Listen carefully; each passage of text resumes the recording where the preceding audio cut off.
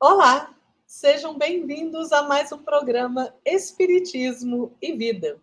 Se você ainda não se inscreveu aqui no canal, se inscreva, deixe o seu like, compartilhe o vídeo, ative as notificações para você ficar por dentro das novidades do canal, nos acompanhe nas nossas redes sociais no Instagram e pedindo a inspiração de nosso Senhor Jesus Cristo que hoje nós vamos falar sobre perdão.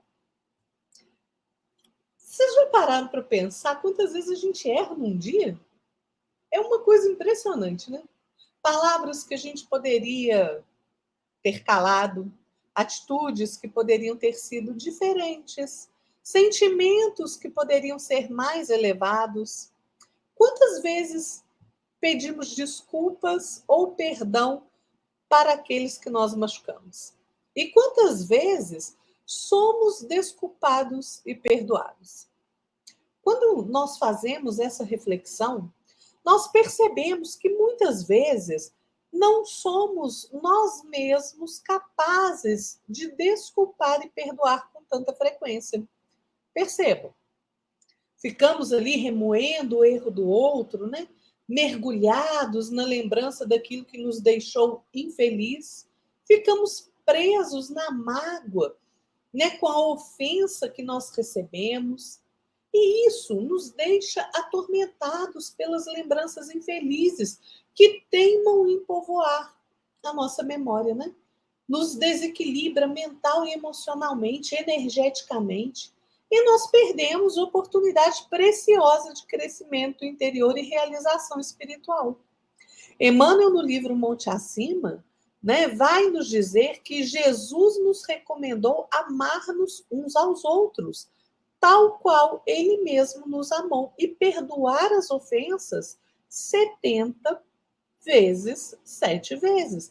Não porque nos considere habilitados para semelhante comportamento, diz Emmanuel, mas porque, se lhe aceitarmos as diretrizes com paciência, ele se tornará mais intimamente associado a nós, e com ele estaremos fortes e seguros para fazer isso. Sempre que eu penso nessa questão do perdão, eu me volto para a oração do Pai Nosso, né? E perdoa-nos as nossas dívidas, assim como nós perdoamos aos nossos devedores. Jesus foi muito claro. Perdoa para que seja perdoado. Leon Denis, no livro Depois da Morte, diz que é no mais recôndito da alma que está a origem das alegrias futuras, no nosso íntimo. O reino dos céus está dentro de vós. E cada um consegue realizá-lo pela subjugação, ou seja, pela dominação dos sentidos, pelo perdão das injúrias e pelo amor ao próximo. No Evangelho segundo o Espiritismo, no capítulo 10, lá na parte das instruções dos espíritos, tem lá perdão das ofensas. E é tão bem explicado ali, gente, a necessidade de nós perdoarmos sempre. Quantas vezes não somos nós a mendigar o perdão do outro? E quantas vezes o Pai nos perdoa, tamanhas as faltas que cometemos todos os dias? E muitas vezes nós somos duros, exigentes, inflexíveis para perdoar. Nós guardamos em nós mágoa, ficamos a remoer a menor das ofensas. E isso vai nos desequilibrando. E olha, ninguém passa pela experiência física sem necessidade de perdão. Quando nós perdoamos, nós estamos, na verdade, nos libertando de um peso esmagador que nos oprime o coração. Chico Xavier tem um poema autoral dele mesmo, não é psicografia, chamado As Rosas do Perdão. É tão bonito esse poema, tá no livro, o primeiro livro de Chico Xavier, chama O Primeiro Livro. E ele vai dizer assim, vou falar só um pedacinho. Ó rosas do perdão, nascestes com Jesus, no martírio sem par da tragédia da cruz. E desde esse momento, ó majestoso dia, espalhaste pelo mundo em rápido fulgor a beleza da vida e o perfume do amor. Qual um sol portentoso espalhaste alegria. Gente, é tão bonito, né? E exercitar o perdão é uma necessidade do ser humano, né? Exige disciplina, tranquilidade e boa vontade. Por que exige disciplina perdoar?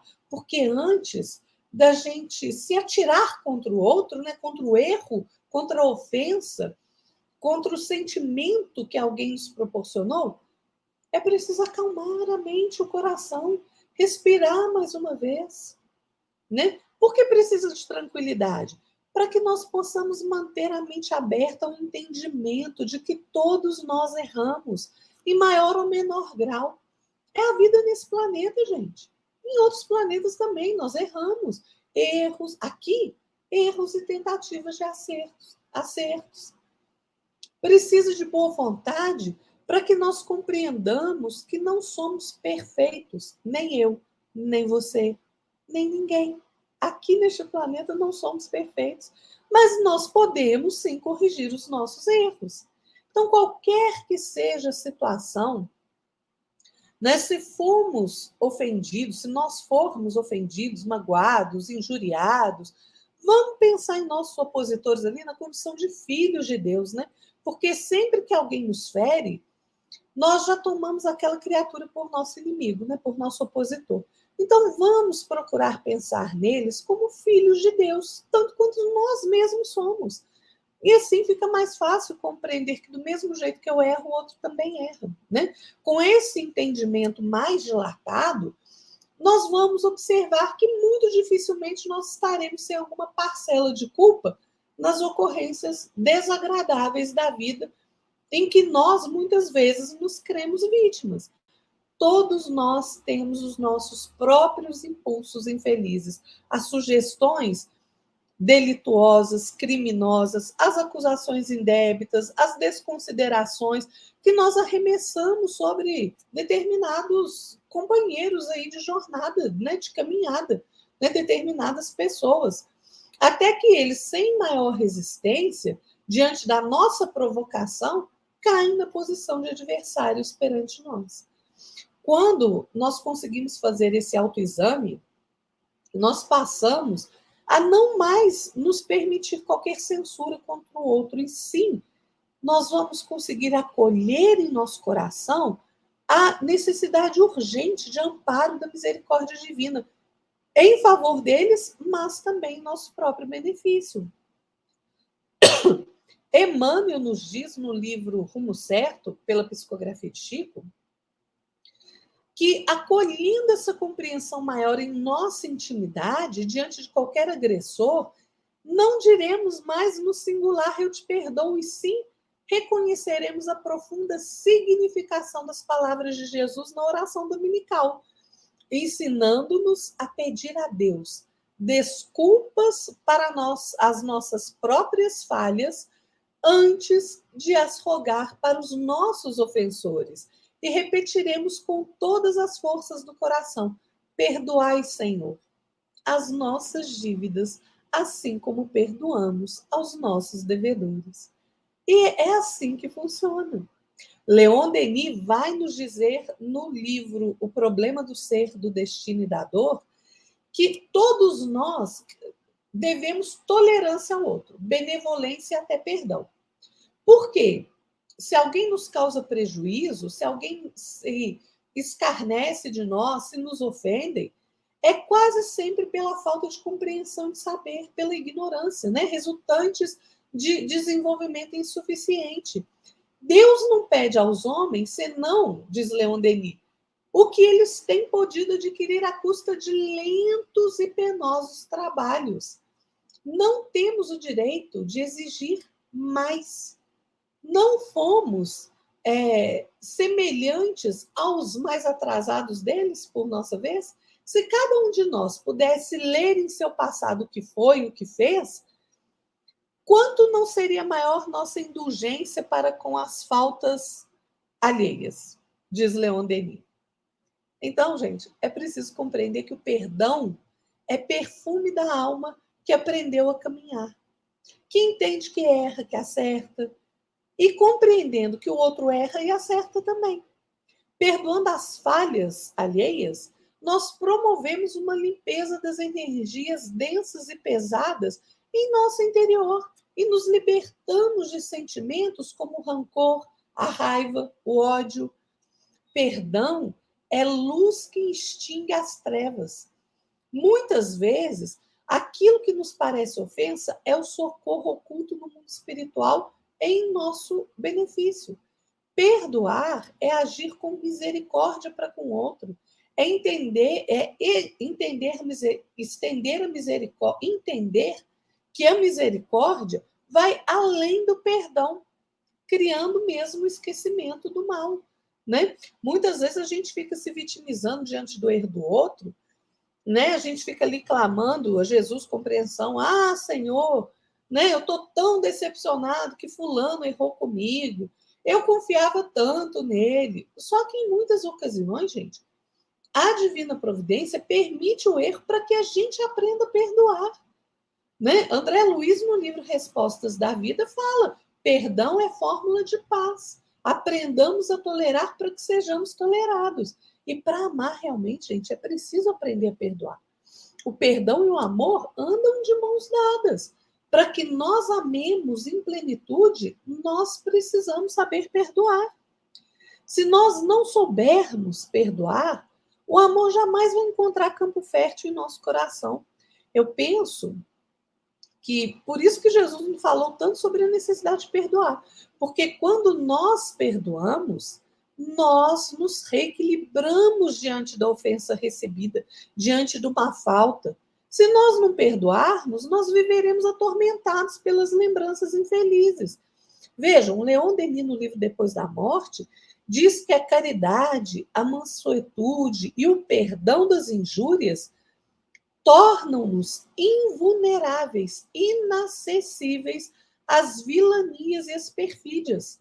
Promovem nosso desprendimento progressivo das vaidades terrestres e habituam-nos a elevar nossas vidas para as coisas que não possam ser atingidas pela decepção.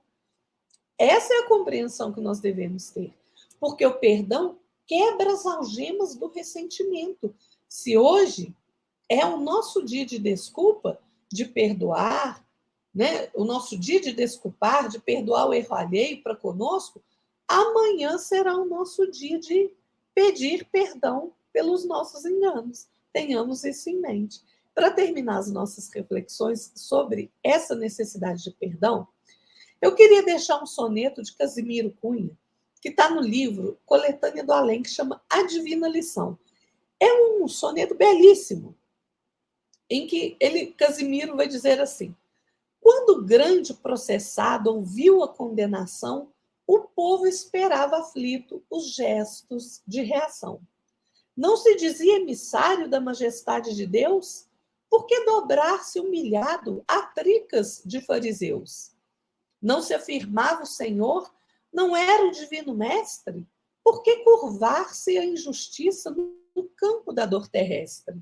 Fala-se que Jesus era o caminho, a verdade, a vida vitoriosa no seio da divindade.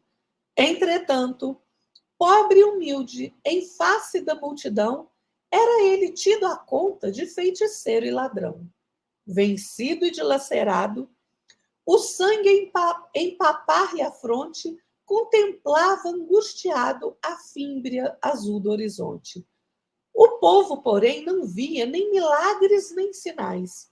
Onde o socorro divino das hostes celestiais? Martírios e bofetadas, e o mestre não reagia, suportando a cruz pesada na túnica da ironia. Que fazia o condenado? Por que não pedir dos céus incêndios, misérias, pragas, flagelações, escarcéus?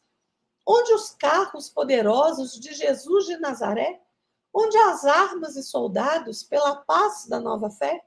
O justo, porém, na cruz, ouvindo perguntas mil, viu que a turba ainda era frágil, ignorante e infantil.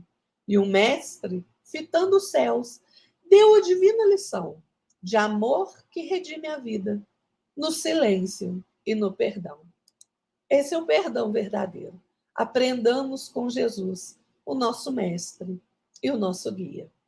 É isso aí, pessoal. Até a próxima. Fiquem todos na paz de nosso Senhor Jesus Cristo. Tchau.